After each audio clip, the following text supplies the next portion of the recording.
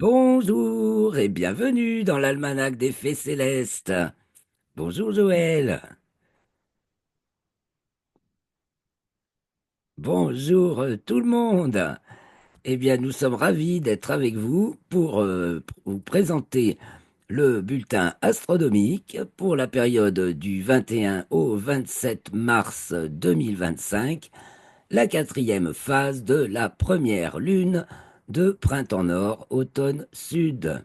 Donc moi, c'est Claire Henrion, donc chroniqueuse astronomie, qui vous emmène de semaine en semaine, ou plutôt de phase lunaire en phase lunaire, vous préparez à voir ce que vous allez voir et savoir ce que vous ne verrez pas.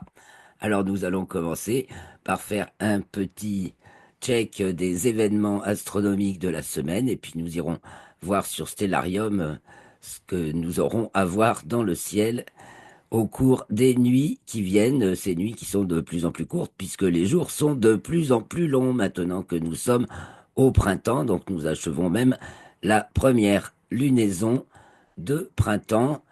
Et donc ça fait un mois que nous y sommes et c'est la semaine de Pâques. Donc joyeuse Pâques à tous. Ce sera même la semaine après pour le bulletin. Je partage donc l'écran et je vous dirai ce que j'ai oublié de vous dire. Et n'hésitez pas, voilà, nous y sommes. N'hésitez pas, bien sûr, à nous mettre des likes, vos commentaires, toujours très bienvenus, à partager. N'hésitez pas à poser des questions auxquelles on peut répondre, bien sûr. Et puis, voilà, c'est ça. Merci pour votre soutien, d'être de plus en plus nombreux. Abonnez-vous. Merci les amis. C'est une grande joie pour moi que cette petite famille grandisse tranquillou, hein, au Mm. fur et à mesure, j'essaie de me perfectionner. J'espère qu'un jour, je vais pouvoir trouver une assistance pour les mises en ligne et la communication, ce qui me permettrait de me concentrer un peu mieux sur le contenu. Mais bon, c'est parti. Donc, cette semaine, c'est là donc la quatrième phase de la première lune de printemps nord, automne sud. Donc, c'est du dernier quartier qui a lieu le dimanche 21 avril à 3h35, soit 1h35 temps universel, à la nouvelle lune le 27 avril à 21h30 ou 19h30 temps universel. Donc, au dernier quartier, la lune, elle se lève au milieu de la nuit. Elle culmine au lever du soleil et elle se couche aux alentours de midi. Et puis chaque jour, elle se lève de plus en plus tard, donc en seconde moitié de nuit, culmine de plus en plus tard dans la matinée et se couche de plus en plus tard dans l'après-midi. Mais là, on la voit plus beaucoup. Alors on la voit encore dans les premiers jours de la période, dans le ciel du matin, et on aura elle se lève donc en deuxième moitié de nuit, mais de plus en plus tard, et le dernier croissant a lieu, sera visible samedi 26 avril, donc environ une demi-heure, 40 minutes avant le lever du soleil. Alors au cours de cette semaine, à la Lune, donc à son dernier quartier, elle est dans le signe du Verseau, deuxième degré du signe du Verseau, donc conjointe à l'invisible Pluton, qui est dans le quatrième degré de ce signe. Pendant ce temps, le Soleil est au carré de Mars et de Pluton qui sont opposés. On verra ça tout à l'heure, plutôt dans les commentaires astrologiques, mais ça fait une grande figure. Donc, dernier quartier, lundi 21, 3h35. Ah oui, j'ai dit dans mon introduction, j'ai dit dimanche 21, non. Alors, c'est lundi 21 à 3h35 jusqu'à la nouvelle lune, dimanche 27 à 21h30. C'est une petite semaine car la lune est au périgée, mais enfin, ça fait 7 jours quand même puisqu'on commence au petit matin du lundi jusqu'au soir du dimanche. Donc, à son dernier quartier, on va la voir se lever au milieu de la nuit. C'est la demi-lune et elle est là en fin de nuit. Elle est donc devant la constellation du Capricorne et dans le deuxième degré du signe du Verseau. Elle monte en déclinaison, car elle était en déclinaison sud profonde. Elle était conjointe à l'étoile Antares. Elle vient d'être conjointe à l'étoile Antares du Scorpion avant cette période. Et donc, elle remonte et rentre dans les limites zodiacales sud, elle remonte en déclinaison. Elle entre dans le signe des Poissons mercredi 24 à 7h06. Elle passe à son nœud ascendant, ça c'est dans le plan écliptique, donc elle passe en latitude écliptique nord vendredi 25 à 4h21. Et puis après, on va avoir dling, dling, dling, dling, dling, dling, dling, dling, dling, un chapelet. Donc vendredi 25, on a tout le monde, hein. La Lune est conjointe à Saturne, à Vénus, à Neptune. Et le lendemain 26, pour le dernier croissant, elle est conjointe à Mercure, qu'on ne voit pas très bien, qu'on ne voit pas. Trop difficile à voir, qui vient d'atteindre son élongation maximale le 19, me semble-t-il, ou le juste avant, ou le 21, attendez. Mercure, élongation maximale, c'est tout récent. Pour le moment où on enregistre la vidéo.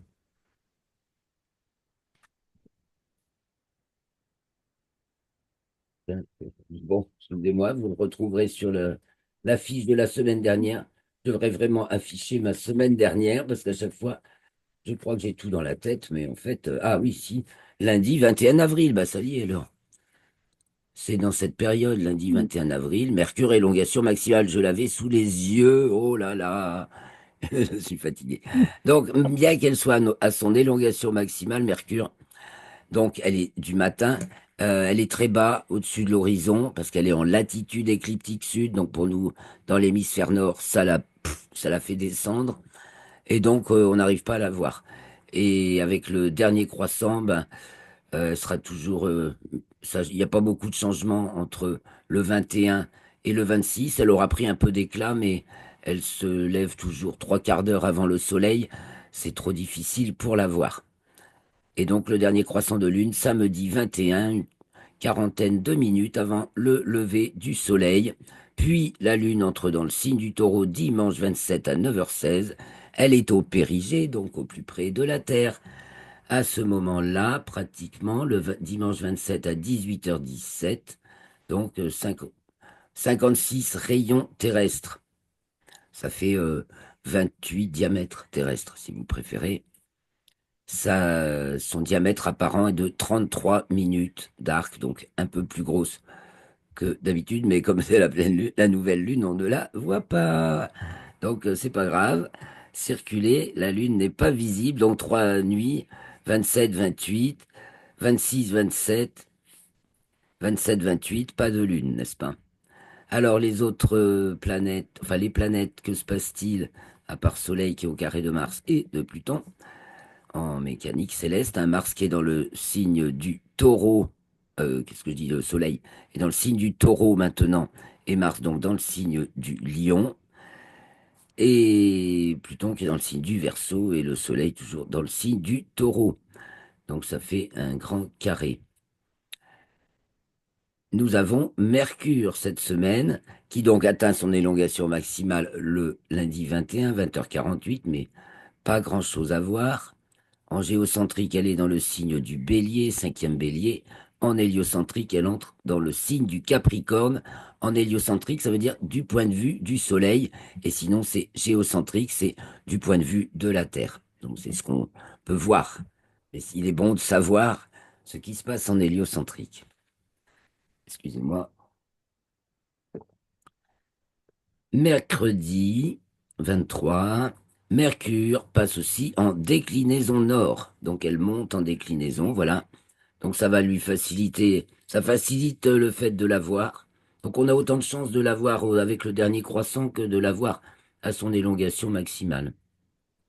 Ça reste très difficile, il faut un très bel horizon, très bien dégagé.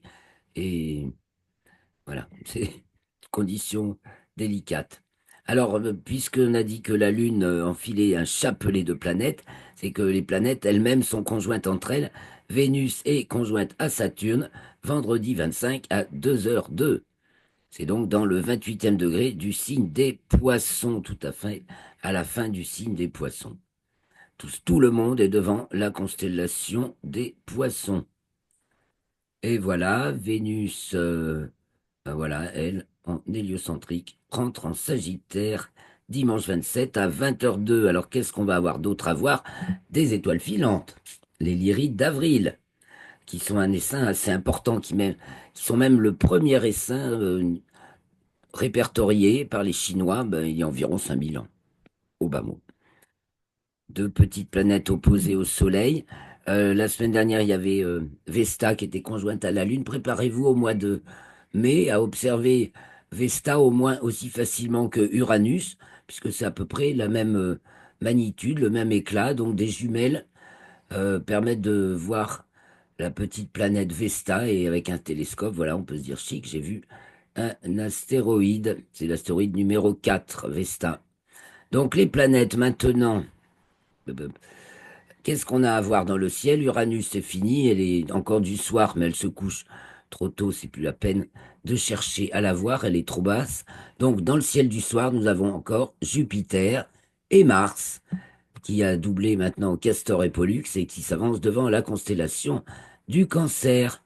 Donc, Jupiter se couche aux alentours de 0h40 et Mars, elle, culmine aux alentours de 20h et se couche vers 3h40.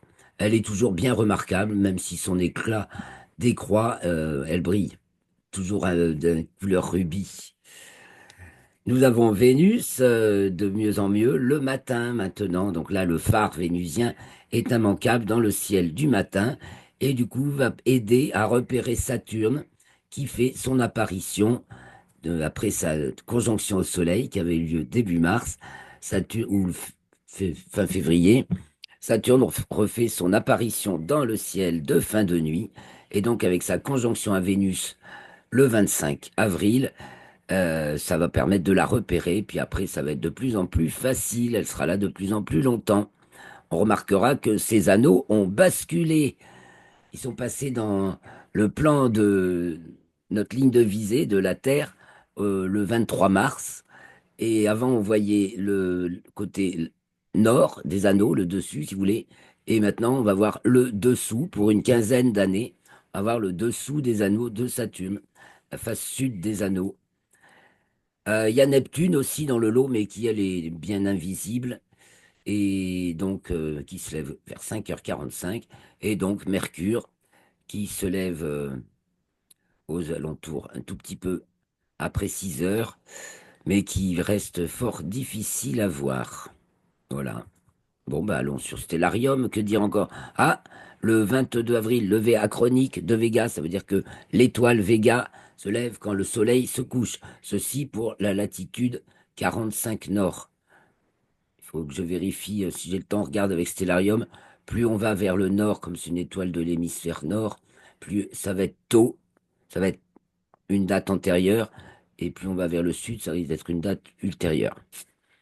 Et puis, nous avons l'étoile Arcturus du Bouvier qui est au méridien à la minuit, donc qui culmine à la minuit, côté sud, hein, chez nous, le 27 avril, donc pour la nouvelle lune.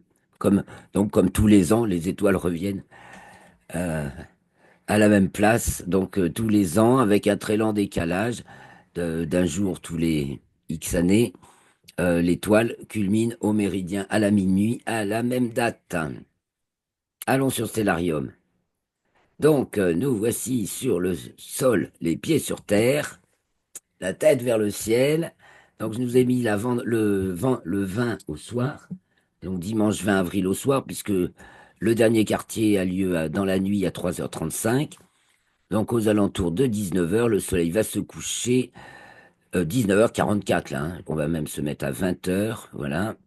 À 20h, le soleil va se coucher, voyez maintenant, de plus en plus à droite de l'est, donc de plus en plus vers le nord, à droite de l'ouest, donc de plus en plus vers le nord, de semaine en semaine. Pardon, Joël, tu disais quelque chose? Non, non, non. Pardon.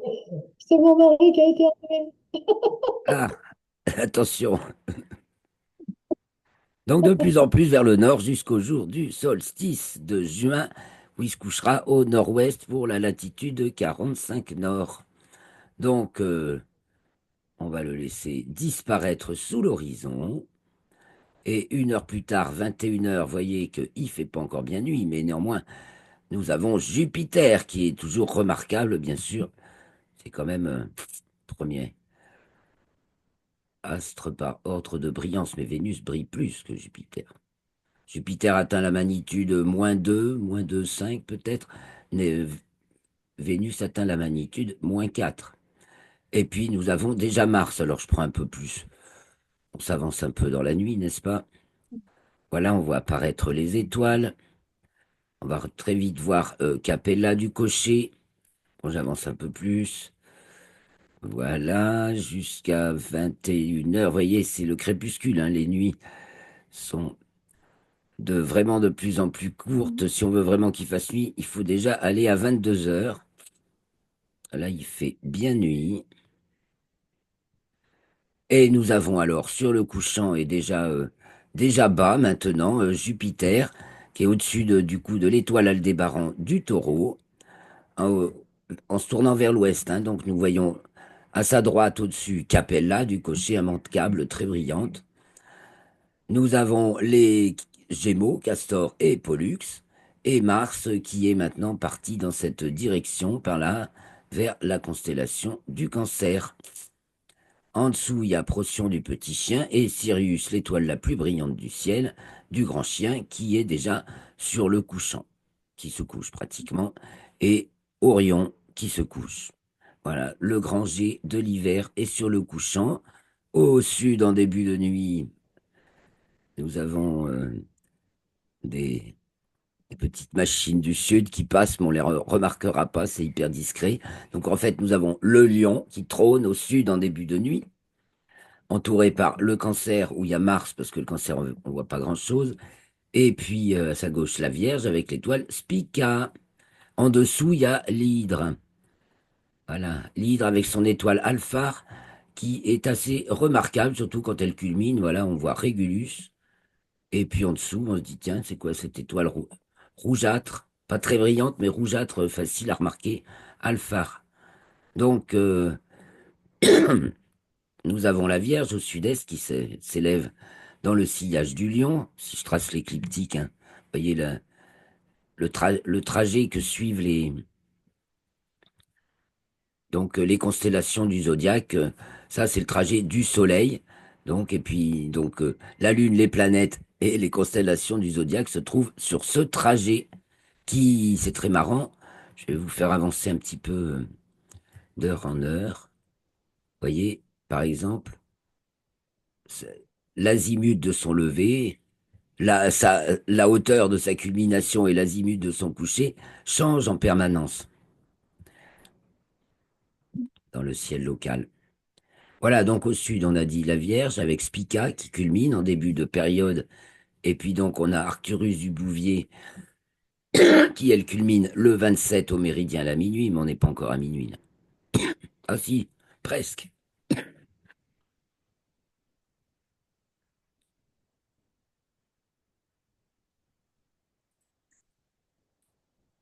Donc à l'est, sud-est s'élève Antares du Scorpion. Il est 1 heure là du matin, hein.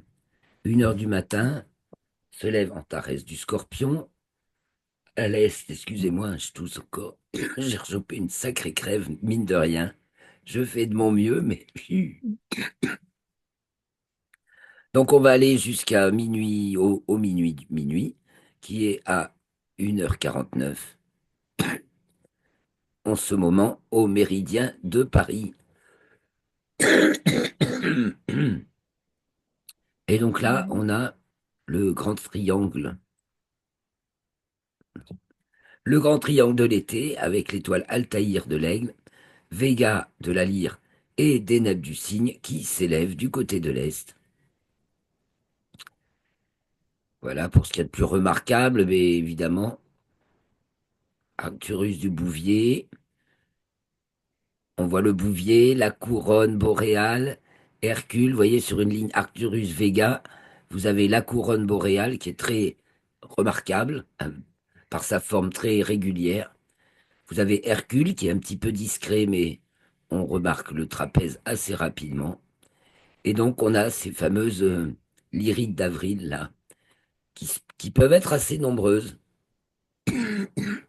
Donc pratiquement toute la nuit, puisque Vega, elle se lève à 20 h 52. Ouais. Au nord, en début de nuit, bon, Cassiopée passe à sa culmination inférieure, pas en début, en milieu de nuit. Tandis que tout là-haut, on a la grande ours qui a basculé. En début de nuit, elle est tout en haut, et au milieu de la nuit, elle bascule du côté de l'ouest, et elle redescend. Le zénith est ici en milieu de nuit, quand même. L'étoile Alcaïde, donc, est tout près du zénith Alcaïde, la tête du chariot ou la queue de l'ours, comme vous voulez. C'est la tête du chariot, Alcaïde, ça veut dire la tête, ou la queue de l'ours, si vous voyez l'ours ici avec son museau et ses pattes avant et arrière. Et à droite, du côté est, on voit monter le dragon et la petite ours. Voilà donc milieu de la nuit. Le cancer, le lion et Mars avec les Gémeaux vont se coucher. Jupiter est déjà bien couché. Et donc on va retourner au sud, voir ce qui passe en milieu de nuit. Donc la Vierge passe en milieu de nuit et Arcturus passe au milieu de nuit. Voilà. Le 21, c'est Spica qui est pile au méridien à la minuit. Et le 27, c'est Arcturus. On va voir ce qui se lève en fin de nuit. Donc le Scorpion. Oh là là, ça va être terrible cet enregistrement, les amis, excusez-moi.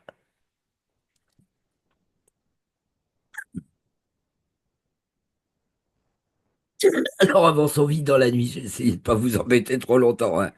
Alors il est 2 heures, 3 heures, donc le grand triangle de l'été s'élève. Ah voilà, je vous dessine ici. Mm.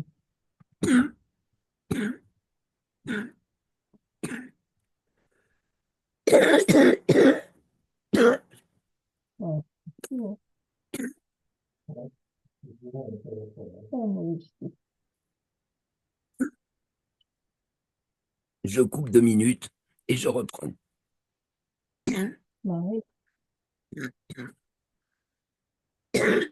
d'accord. Ouais,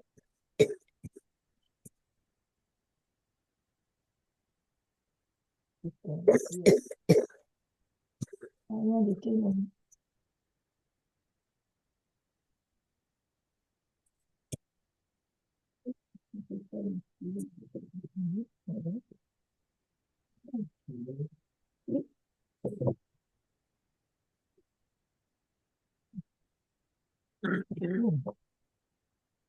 Il faut que je prenne un truc qui me... Ouais,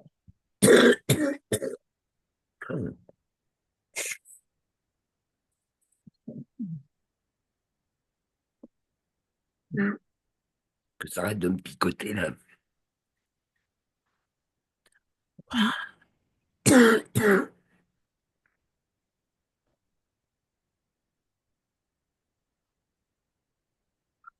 Alors on en était à... Ah oui, bon, on va reprendre, hein.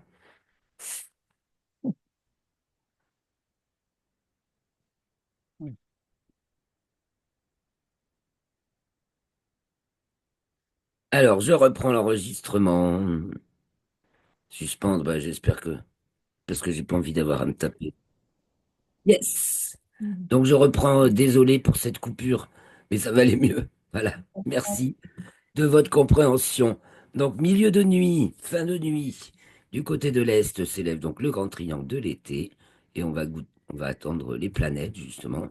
Donc la Lune au sud-est là, qui va se lever de jour en jour, de plus en plus tard, ben, on va faire de jour en jour. Donc là il est pratiquement 6 heures du matin. Il n'y a pas d'image. Allez, 6 heures. Il n'y a pas d'image, Claire. Ah, pas d'image, tu as raison, je la remets.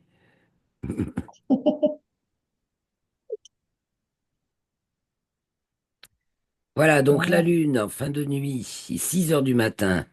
Donc là, nous sommes le 21, elle se lève à 3h57. Le 22, elle se lève à 4h27, soit ça fait 30 minutes plus tard. Le 23, elle se lève à 5h13. Elle s'approche de Vénus. Vous voyez, le 23 au matin, à l'est-sud-est, on aura la Lune et Vénus à un moment donné à la même hauteur, avec Saturne en dessous de Vénus qui commence à être visible. Et la Lune, voilà, son fin donc, un croissant de plus en plus fin. Donc là, c'est le 24, le 25, c'est le jour de ce magnifique rassemblement avec un croissant de Lune encore plus fin. Voilà ce qu'on pourra voir. Vénus, en dessous, le fin croissant de Lune, et plus délicat, Saturne encore, mais ça va s'arranger, sachant qu'il y a aussi dans le secteur Neptune et Mercure qui est en dessous. On peut s'amuser à les faire apparaître. Neptune est ici, et Mercure n'est pas encore levé. On va aller jusqu'au 26, 27. Voilà. Bon, vous voyez comme ça va pas être facile de voir Mercure. La veille, le 26, voilà, nous avons la Lune et Mercure. Dernier croissant de Lune, le 27, le 26 au matin, pardon. Voilà. Alors, j'arrête ce partage. On va partager un petit peu maintenant les quelques news que j'ai sélectionnées pour vous. Je vais remettre avec quelques images, très peu cette fois-ci. J'ai pas eu le temps d'en préparer beaucoup, mais vous regarderez l'article dont je mets le lien dans la description de la vidéo pour avoir la suite, les compléments d'information, les détails et puis les images. Voilà, que deux images auxquelles je rajouterai les photos, ma sélection de photos d'astronomes amateurs pour illustrer l'article. Donc voilà. Et les news, alors est-ce qu'on partage bien là, Joël? Non, pour l'instant. On n'est pas J'ai en rien partage. pour l'instant. Il n'y a plus de partage là. Non, Je remets. non, Je remets il n'y a donc. plus d'image. Oui, c'est normal.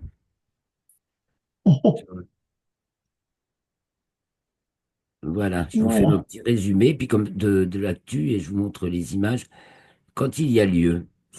Alors, l'actu spatiale et astronautique.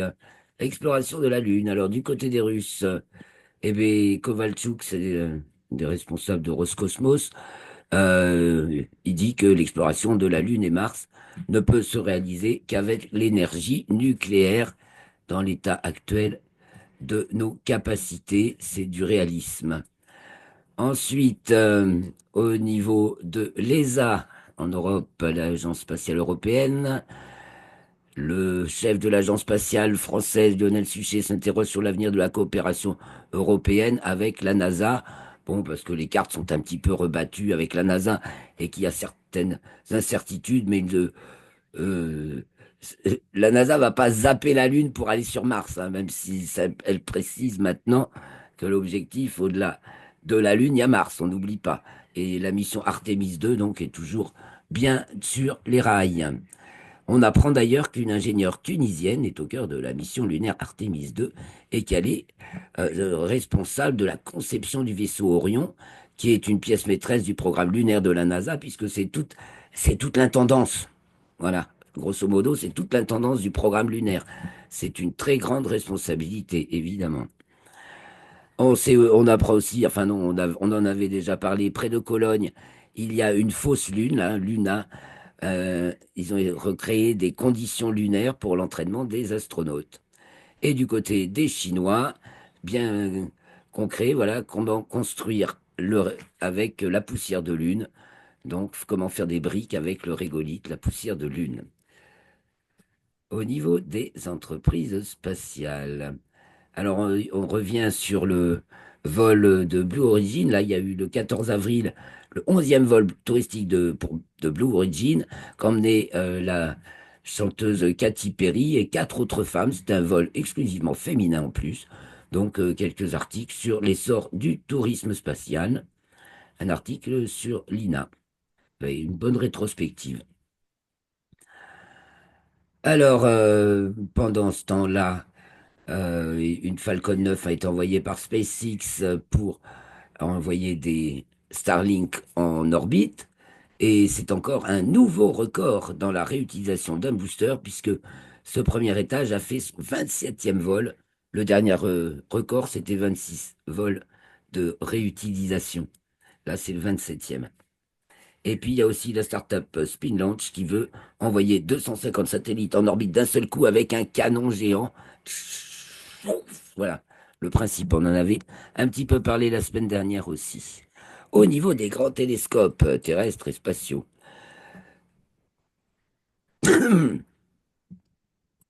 ces objets des origines de l'univers qui ne cessent de dérouter le modèle admis par la cosmologie avec les découvertes de James Webb toujours.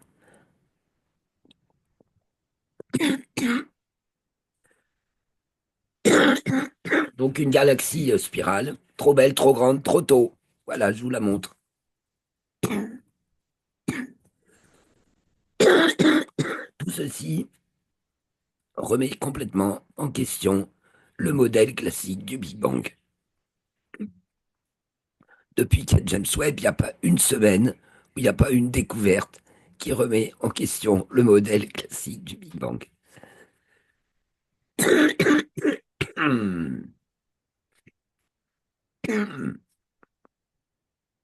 Ensuite, en plus, on se met à découvrir sur une étoile, une planète géante autour d'une étoile à 124 années-lumière seulement. C'est vrai qu'à l'échelle des étoiles, c'est une voisine. Et bien, il y a deux caractéristiques de la vie, quoi, détectées sur cette planète. On en parle de manière de plus en plus sérieuse.